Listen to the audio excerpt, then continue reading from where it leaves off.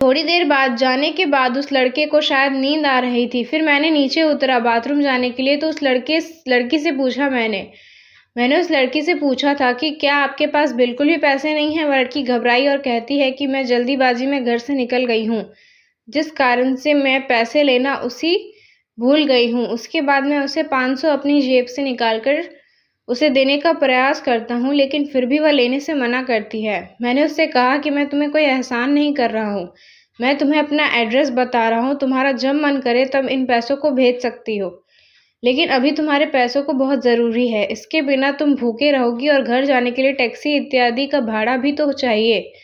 इतना सुनते ही और मेरे मनाने के बाद वह लड़की पैसे ले लेती है और कहती है कि मैं घर जाकर पैसे का इंतज़ाम करके आपको उन पैसों को भेज दूँगी। बहुत लड़की सो जाती है। लड़की का सफ़र सुबह में 2 बजे पूरा हो जाता है और लड़की उस ट्रेन से उतर जाती है। उसके बाद जब मैं नींद से ज़्यादा जागा तो देखा कि वह लड़की अपनी सीट पर उपलब्ध नहीं है।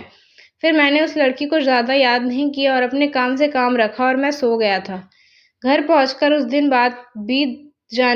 करीब 1 साल बीत जाने के बाद मैंने जिस पते पर पैसे भेजने के लिए एड्रेस दिया था, उस पर एक चिट्ठी आती है। वह चिट्ठी उसी लड़की के द्वारा भेजी गई थी, जिसमें लड़की चिट्ठी में लिखती है कि मेरी प्यारी हमसफ़र और मेरे अजनबी हमसफ़र, आपके ही कारण मेरा सफ़र सुहाना हुआ था। अब मैं आपका कर्ज़ उतारना चाहती हूँ, लेकिन पैसे भेजकर मैं आपके कर्ज़ नहीं उतार सकती।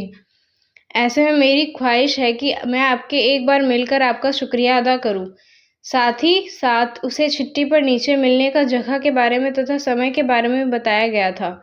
यह देख मुझे रहा नहीं पाया था। मैं उस दिन का इंतज़ार करने लगता हूँ जिस दिन यह वक्त आएगा और मैं उस अजनबी लड़की से मिल पाऊँगा। आपको बता दूँ कि वह अजनबी लड़की मुझसे मिलने के लिए इतना बेकरार क्यों थी, मुझे भी नहीं पता था, लेकिन जब से मैंने उसकी मदद की थी, मैं हमेशा सोचता रहता था कि कहीं वो लड़की भूल तो नहीं गई है, मेरा शुक्रिया अदा करना भी नहीं जानती है।